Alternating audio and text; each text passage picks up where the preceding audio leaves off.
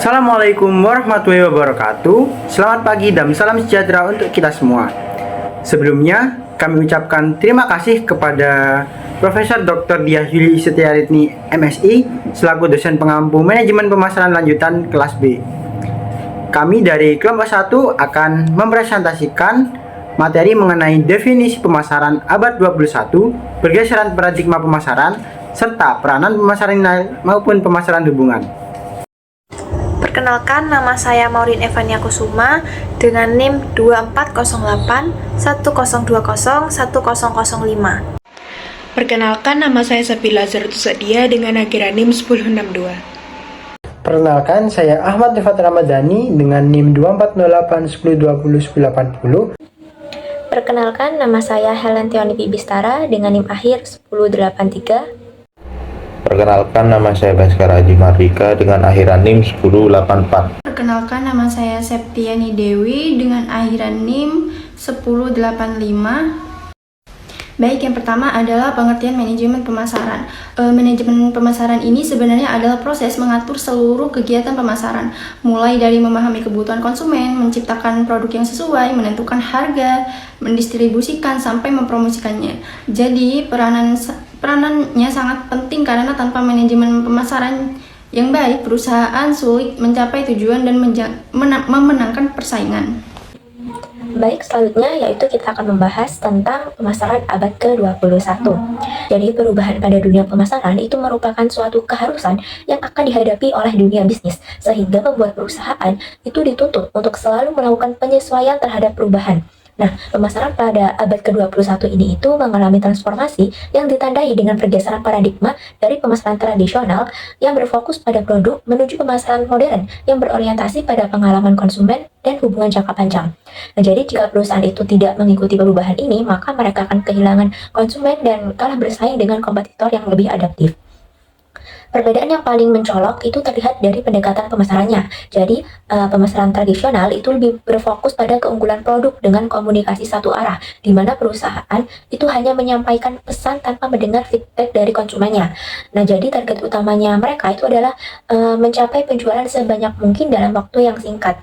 Namun sebaliknya, pemasaran modern itu lebih mengutamakan penciptaan pengalaman yang berkesan bagi konsumen melalui komunikasi dua arah yang interaktif.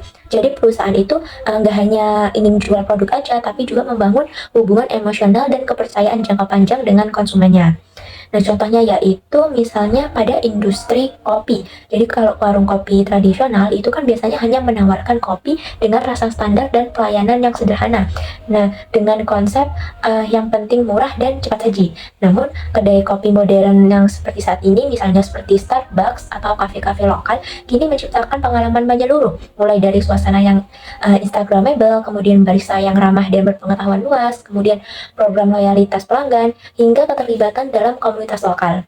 Nah, jadi mereka itu nggak hanya jual kopi aja, tapi juga menjual pengalaman lifestyle dan membangun komunitas pecinta kopi yang setia, yang mana hasilnya itu konsumen akan lebih rela membayar lebih mahal karena merasa mendapat nilai lebih dari sekedar secangkir kopi. Nah, kini pemasaran abad ke-21 ini tuh memiliki kekuatan-kekuatan kemasyarakatan utama yang terkadang itu saling berkaitan. Jadi, di mana dia itu bisa menciptakan perilaku baru, peluang baru, dan juga tantangan baru.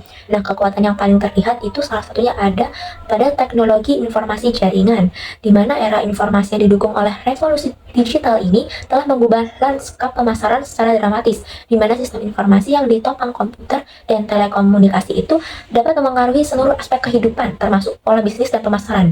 Jadi, selain itu, globalisasi itu juga telah memperluas peluang sekaligus meningkatkan kompleksitas tantangan pemasaran, di mana mengharuskan pelaku usaha itu untuk memahami pengaruh peristiwa global terhadap pasar domestik dan mengembangkan strategi yang adaptif. Selain itu, konsumen pada abad ke-21 saat ini itu memiliki kemampuan baru yang sangat berbeda dari konsumen tradisional. Mereka itu akan dapat mengakses informasi produk secara detail dari berbagai sumber. Ini akibat dari adanya revolusi digital yang telah saya jelaskan sebelumnya.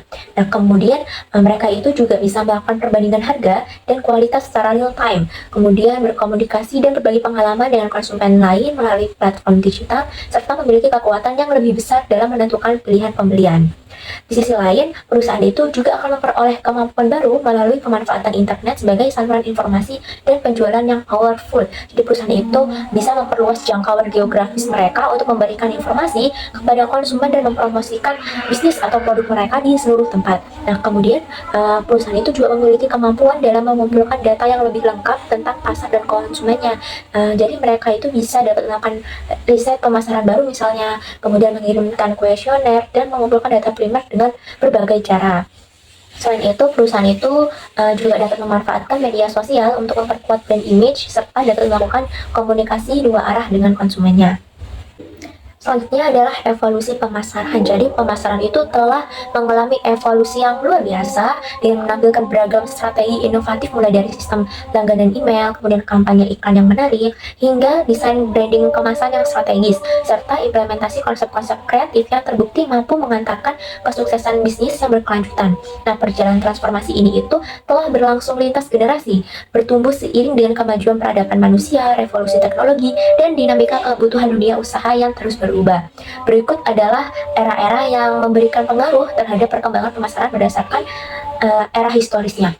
Yang pertama ada era perdagangan sederhana, yakni pada tahun 1400 hingga 1700. Jadi pada era ini itu berfokus pada produk buatan tangan dan penggunaan media tradisional seperti pasar dan kota pasar. Jadi kota pasar atau yang bisa disebut dengan pasar petani masa kini itu adalah pusat aktivitas ekonomi dan pemasaran. Jadi konsumen dan produsen itu bertemu untuk bertukar atau membeli produk. Karena revolusi industri itu belum dimulai pada era ini, maka pada era perdagangan sederhana ini itu lebih berfokus pada produk buatan tangan. Dan di era ini itu juga mengalami keterbatasan jangkauan dan interaksi karena belum ada teknologi produksi massal atau media komunikasi modern. Selanjutnya ada era produksi, yakni pada tahun 1800 hingga 1920. Merupakan periode yang lahir dari revolusi industri pertama, di mana perusahaan itu fokus utamanya itu pada efisiensi produksi untuk memenuhi permintaan pasar yang terus meningkat. Jadi era ini itu ditandai dengan filosofi bisnis yang mengandung prinsip produk akan laku sendiri jika tersedia. Jadi dengan asumsi bahwa konsumen itu lebih mengutamakan produk yang murah dan mudah didapat daripada kualitas. Nah, perusahaan itu jadi menerapkan sistem produksi massal melalui jalur perakitan yang dipopulerkan oleh Ford Motor Company, di mana dia itu membangun pabrik-pabrik besar yang mempekerjakan ratusan pekerja untuk menjaga kontinuitas produksi. Nah, jadi fokus utama mereka itu lebih diarahkan pada kuantitas output dibandingkan dengan kualitas, dengan tujuan untuk menurunkan biaya produksi dan meningkatkan volume penjualan. Selanjutnya ada era penjualan di tahun 1920 hingga 1940. Di era ini itu ditandai dengan dominasi teknik penjualan, dan karena adanya dominasi teknik penjualan yang agresif ini itu diakibatkan oleh kelebihan pasokan barang di pasar. Karena kan di era sebelumnya, yakni era produksi, di mana mereka itu lebih berfokus pada kuantitas produk. Jadi di era penjualan ini mereka terjadi kelebihan pasokan barang di pasar. Nah, meningkatnya persaingan antar perusahaan yang memaksa mereka untuk terus mengadopsi strategi pemasaran yang semakin kompetitif dengan mengandalkan penjualan dari pintu ke pintu, iklan yang mencolok melalui media cetak, radio, dan televisi, serta berbagai trik promosi untuk meyakinkan konsumen. Jadi filosofi bisnis yang berkembang di era ini itu adalah keyakinan bahwa konsumen itu dapat dibujuk untuk membeli produk melalui promosi penjualan yang menarik dan seruan emosional tanpa mempertimbangkan pengalaman konsumen dan kualitas layanan. Jadi konsep pemasaran pada era ini itu bersifat reaktif, hanya diterapkan setelah produk itu diproduksi secara massal, yang kemudian melahirkan persepsi yang masih bertahan hingga kini bahwa pemasaran itu identik dengan penjualan. Selanjutnya yaitu ada era pemasaran, yakni pada tahun 1940 hingga 1960. Di mana pada era pemasaran ini itu berorientasi konsumen yang dimulai pada tahun 1940-an, menandai pergeseran paradigma yang fundamental dalam dunia bisnis dari yang awalnya itu adalah pendekatan yang berfokus pada kebutuhan perusahaan, dan sekarang itu lebih ke strategi yang mengutamakan kepuasan konsumen. Nah, jadi di industri ini itu mulai menyadari bahwa fokus semata-mata pada kebutuhan bisnis internal itu telah menyebabkan ketidakpuasan konsumen yang tidak dapat dipertahankan dalam jangka panjang. Jadi transformasi ini itu melahirkan konsep pemasaran modern yang berpusat pada pemahaman mendalam terhadap kebutuhan target market, di mana perusahaan itu mengidentifikasi dan memenuhi kebutuhan tersebut melalui riset pasar, inovasi produk, dan kampanye terintegrasi. Nah, pada era ini juga, Departemen Pemasaran itu sudah terpisah dari Departemen Penjualan dan Promosi. Jadi, pendekatan baru ini itu mengutamakan segmentasi pasar berdasarkan kebutuhan spesifik konsumen, yang mana memungkinkan perusahaan untuk menawarkan produk yang unik untuk setiap kelompok dan memberikan kepuasan yang superior dibandingkan pesaing. Jadi, jenis segmentasi ini itu memungkinkan perusahaan untuk memenuhi kebutuhan seluruh kelompok secara keseluruhan. Jadi, pada era inilah kelahiran orientasi pemasaran yang sebenarnya, di mana pencapaian tujuan bisnis itu tidak lagi bergantung pada teknik penjualan agresif, melainkan pada kemampuan memahami, memenuhi, dan memuaskan kebutuhan konsumen secara berkelanjutan. Selanjutnya yaitu ada era pemasaran hubungan sosial pada tahun 1990 hingga tahun 2010. Di mana pada era ini itu menandai evolusi signifikan dalam strategi bisnis yang mengutamakan pembentukan hubungan jangka panjang dengan konsumen berdasarkan kepercayaan, loyalitas, dan pengalaman yang dipersonalisasi.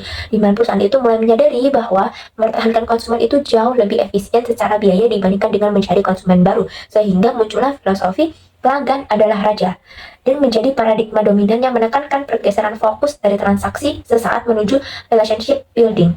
Nah, era ini juga ditandai dengan munculnya revolusi digital melalui popularitas Yahoo dan mesin pencari lainnya yang mengubah cara konsumen itu mencari informasi, sekaligus melahirkan kampanye pemasaran internet pertama yang membuka dimensi baru dalam komunikasi pemasaran. Nah, aspek penting lainnya itu adalah berkembangnya kesadaran lingkungan dan tanggung jawab sosial perusahaan, di mana para pemasar itu mulai mempertimbangkan dampak aktivitas bisnis terhadap lingkungan dan beralih menyediakan gaya hidup berkualitas dengan produk yang ramah lingkungan. Jadi konsep pemasaran sosial ini itu gak hanya menciptakan produk dengan kualitas yang tinggi, tapi juga menciptakan produk yang sustainable, yang ramah lingkungan.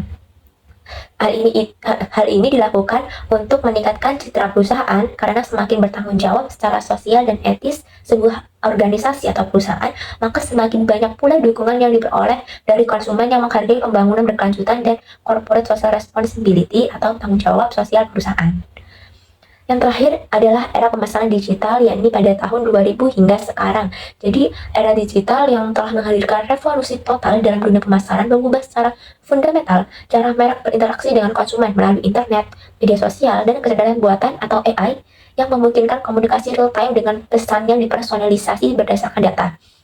Jadi, pergeseran kekuatan dari pemasar ke konsumen menjadi karakteristik utama pada era ini, di mana konsumen itu kini memiliki kendali penuh untuk memilih konten pemasaran yang ingin mereka terima melalui layanan streaming bebas iklan, kemudian selektif dalam mengikuti merek di media sosial, dan menentukan preferensi konten mereka sendiri. Nah, popularitas dari smartphone dan perangkat pintar lainnya atau gadget itu telah memperluas jangkauan pemasar untuk mencapai audiens yang lebih besar lagi dan mendorong berkembangnya berbagai strategi digital seperti pemasaran konten dan pemasaran seluler yang menggantikan metode pemasaran tradisional yang terbatas. Nah, di era digital ini itu juga menciptakan transformasi ekonomi dengan melahirkan profesi-profesi baru seperti manajer media sosial, kemudian sekarang banyak sekali konten kreator dan pengembang perangkat lunak yang sebelumnya tidak ada. Nah, dengan hampir setengah populasi dunia yang telah terhubung online sejak awal tahun 2000-an, perusahaan itu dipaksa untuk beralih ke platform digital yang bertujuan untuk menjangkau target pasar mereka secara efektif dan lebih luas lagi. Kemudian menandai pergeseran definitif dari strategi pemasaran konvensional menuju dominasi pemasaran digital yang memberikan peluang dan exposure yang jauh lebih unggul. Di sini saya akan menjelaskan mengenai tantangan pemasaran di abad 21. Seperti yang kita ketahui, pasar tidak lagi seperti dulu. Pemasar harus memperhatikan respons jumlah perkembangan signifikan. Dan perkembangan ini tidak hanya memunculkan perilaku dan peluang baru, namun juga menciptakan tantangan baru yang harus dihadapi, seperti globalisasi dan kemajuan teknologi. Globalisasi dan kemajuan teknologi tidak hanya memberikan peluang kepada pelaku usaha dalam memasarkan usahanya, namun juga memberikan begitu banyak tantangan dalam memasarkan produknya. Dengan adanya kemajuan teknologi di bidang informasi, akan banyak sekali produk pesaing yang berasal dari luar yang akan bersaing dengan produk kita. Dan tentunya akan dibutuhkan berbagai strategi dalam memasarkan produk agar tidak kalah dengan produk pesaing. Nah, yang kedua yaitu deregulasi. Banyak negara telah melakukan deregulasi terhadap industri untuk menciptakan pesaing dan peluang pertumbuhan yang lebih besar. Seperti halnya di Amerika Serikat, peraturan yang membatasi jasa finansial, telekomunikasi, dan sebagainya dilonggarkan demi menumbuhkan persaingan. Sehingga dengan adanya deregulasi ini akan menyebabkan persaingan usaha akan semakin meningkat. Yang ketiga yaitu persaingan yang meningkat. Produsen menghadapi persaingan yang semakin ketat dari merek domestik dan asing. Akibatnya, biaya promosi meningkat dan margin keuntungan yang semakin kecil.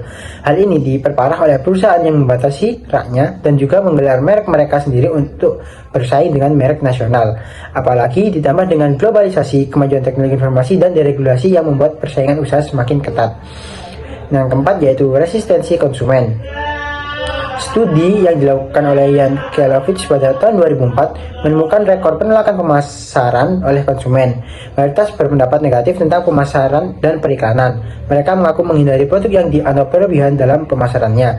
Selain itu, konsumen semakin kritis menuntut kualitas, harga yang kompetitif, dan pengalaman personal. Hal ini disebabkan oleh perusahaan dalam cara belanja yang dapat dilakukan melalui e-commerce, sehingga konsumen dapat membandingkan barang satu dengan barang lainnya dengan mudah.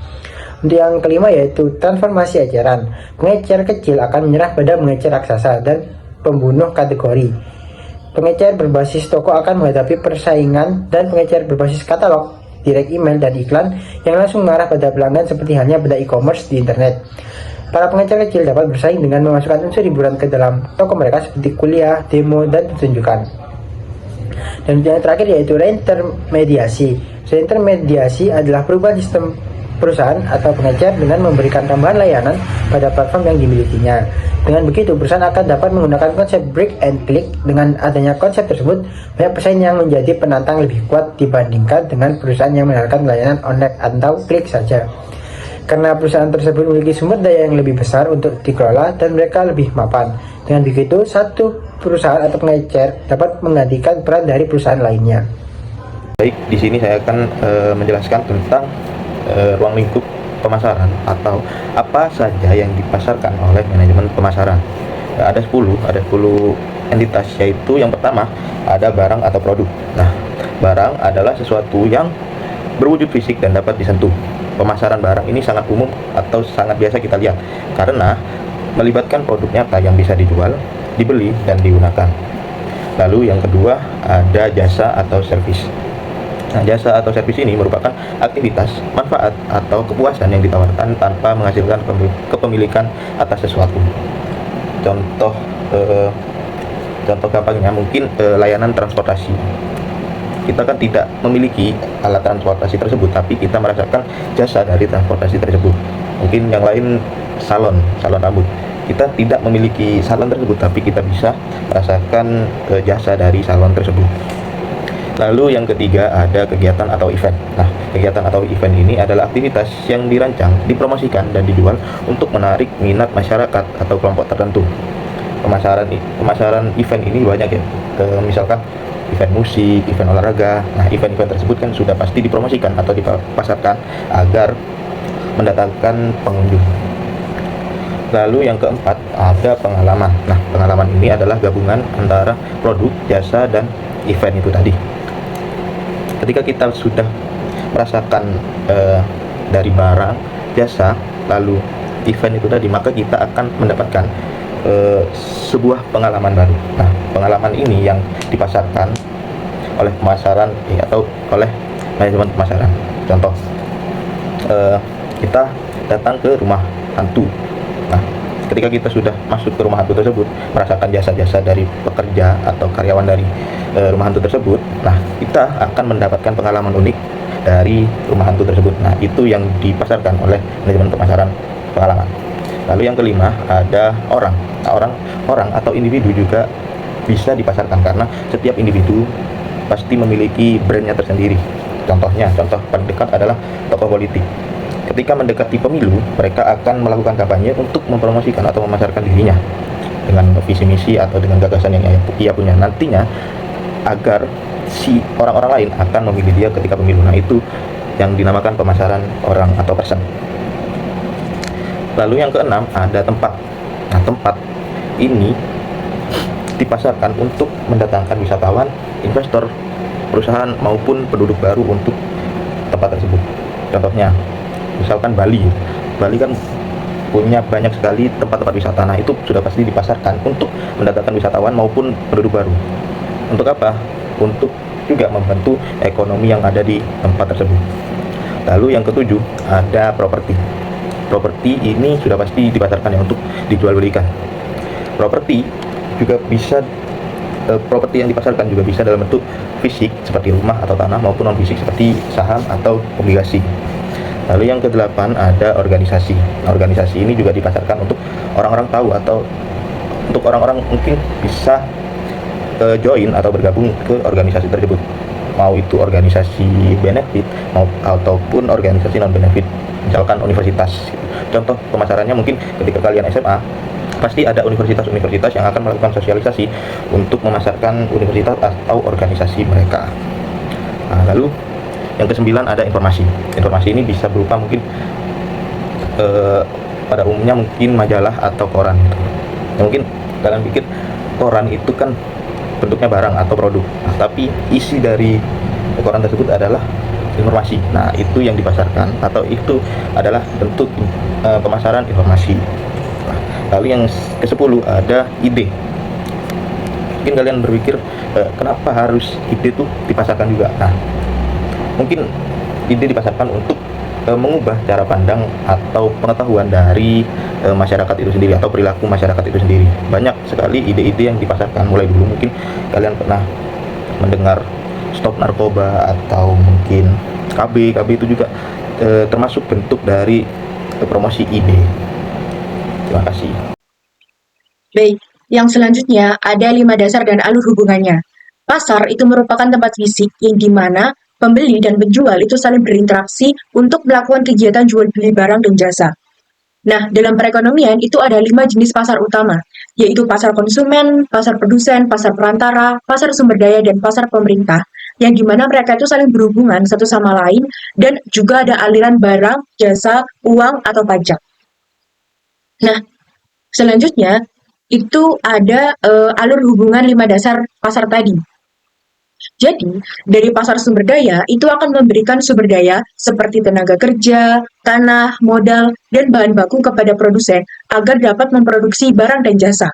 Setelah itu, barang dan jasa yang sudah diproduksi, produsen akan menjualnya melalui pasar perantara, seperti pasar, toko, swalayan, dan lain-lainnya, yang kemudian akan menjualnya kepada konsumen. Nah, konsumen itu dapat memberikan sumber daya berupa tenaga kerja kepada pasar sumber daya. Ketika pasar sumber daya itu memberikan faktor produksinya kepada produsen, maka produsen akan membalas jasa tersebut menggunakan uang. Nah, pasar sumber daya yang memiliki konsumen sebagai tenaga kerja akan memberikan balas jasa berupa gaji. Konsumen akan mengeluarkan uang untuk membeli barang dan jasa dari pasar perantara, dan nantinya pasar perantara akan memberikan uang kepada produsen. Pasar perantara juga dapat keuntungan dari hasil penjualan barang dan jasa itu. Mulai dari produsen, pasar perantara, konsumen, dan pasar sumber daya akan mengeluarkan uang untuk membayar pajak mereka secara rutin, yang nantinya pemerintah itu akan menerima pajak tersebut sehingga akan menghasilkan pelayanan publik yang bermanfaat untuk masyarakat. Yang selanjutnya ada 5 dasar pasar tadi. Yang pertama adalah pasar produsen, yang merupakan pembuat atau perusahaan manufaktur yang dapat memproduksi sebuah barang dan jasa untuk memenuhi kebutuhan dan keinginan konsumennya.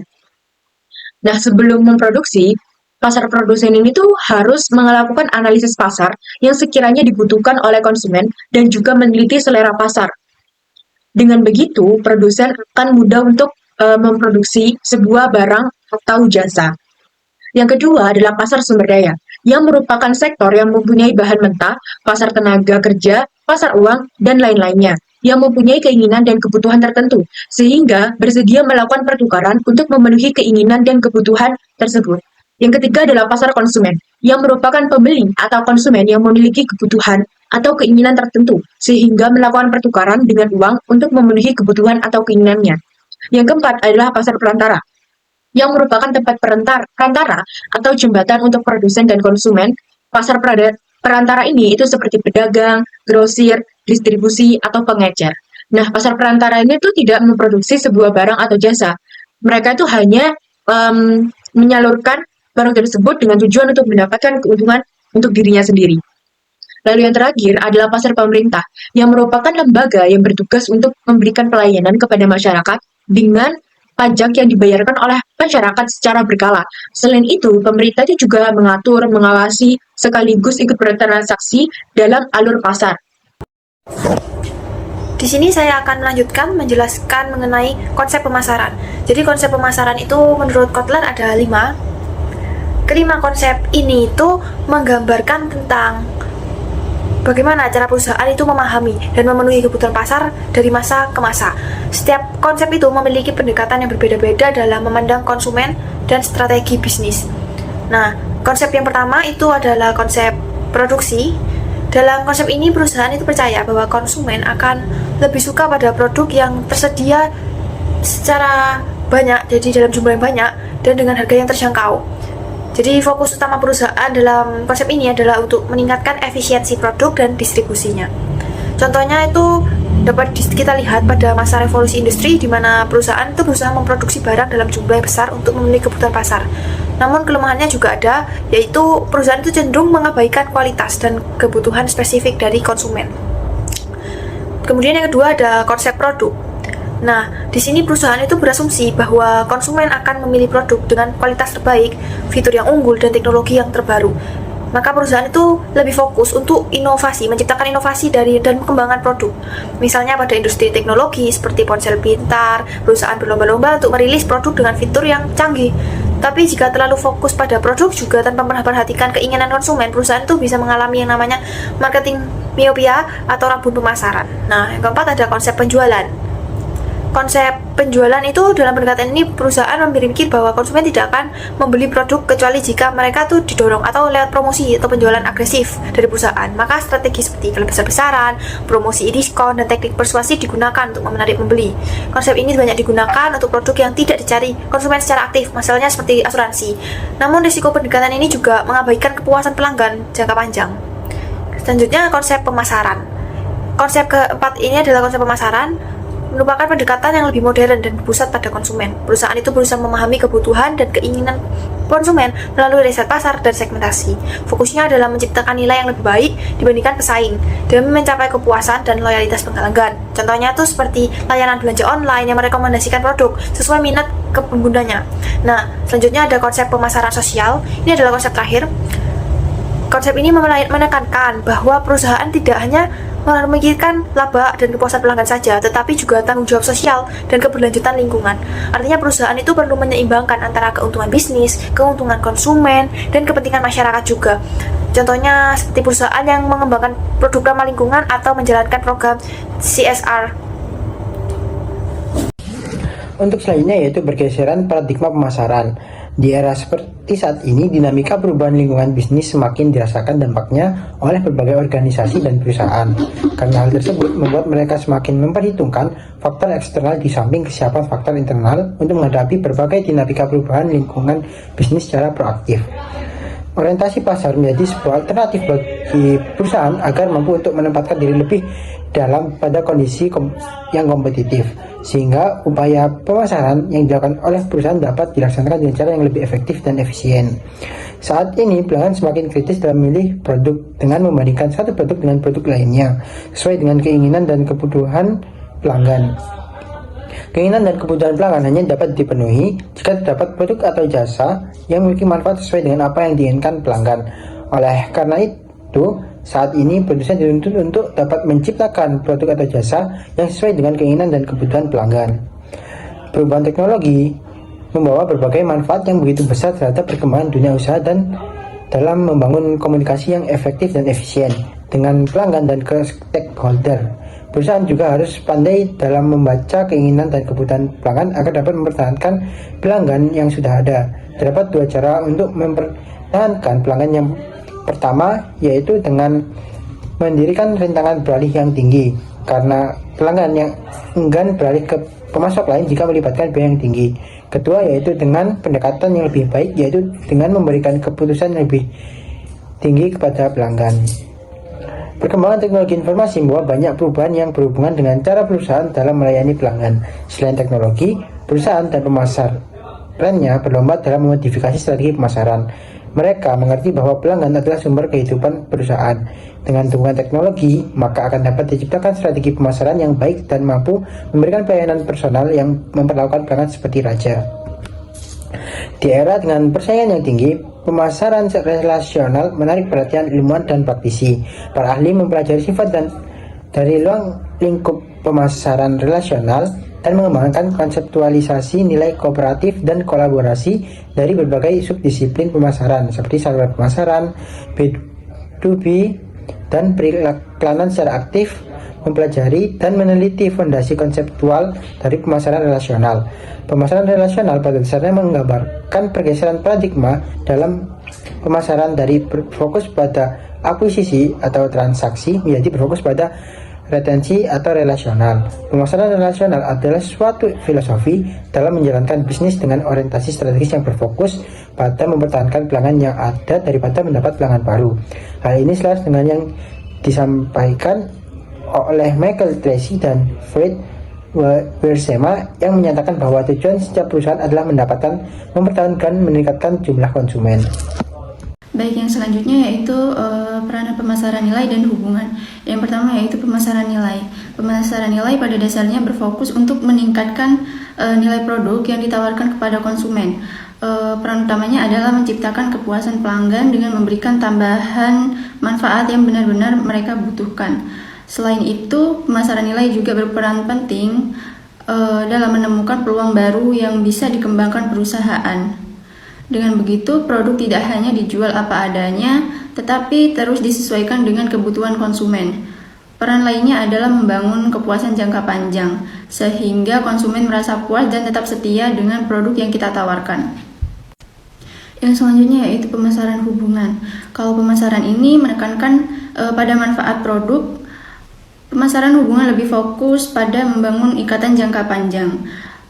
Perannya adalah menjaga loyalitas pelanggan dan memastikan mereka terus kembali. Selain itu, pemasaran hubungan juga melibatkan berbagai pihak seperti pegawai, pemasok, distributor, sampai investor, sehingga keberhasilan pemasaran bisa lebih terjamin. Yang tidak kalah penting, pemasaran hubungan membantu perusahaan membangun jaringan pemasaran atau marketing network. Ini adalah aset yang sangat berharga, karena semakin kuat hubungan yang dibangun, semakin besar peluang perusahaan mendapatkan keuntungan yang berulang dan berkelanjutan.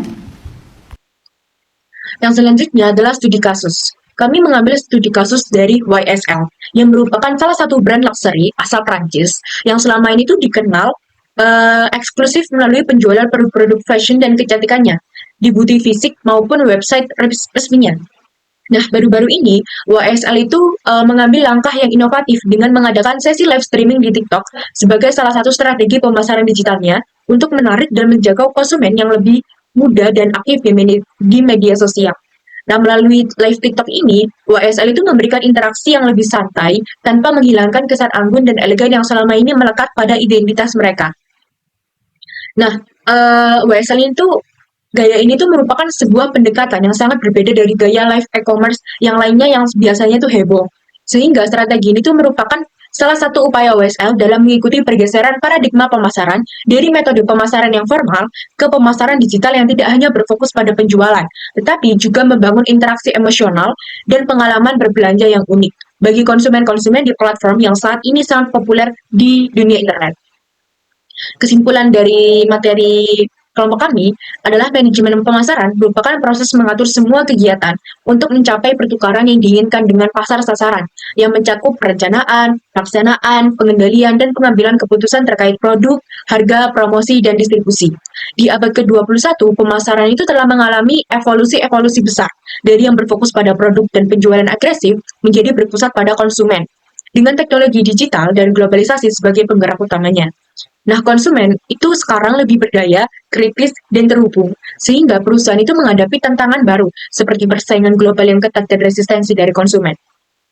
Untuk sukses, perusahaan itu harus mengadopsi konsep pemasaran modern yang berorientasi pada nilai, membangun hubungan jangka panjang yang memuaskan dengan pelanggan, dan memahami bahwa ruang lingkup pemasaran itu sangat luas, mencakup tidak hanya barang, tetapi juga jasa, pengalaman, orang, tempat, ataupun ide. Paradigma itu telah bergeser dari sekedar mencari untung dari transaksi menjadi fokus pada mempertahankan pelanggan dengan memberikan kepuasan dan nilai terbaik melalui pendekatan yang holistik dan terintegrasi. Sekian presentasi dari kelompok kami. Terima kasih, mohon maaf apabila ada salah kata. Wassalamualaikum warahmatullahi wabarakatuh.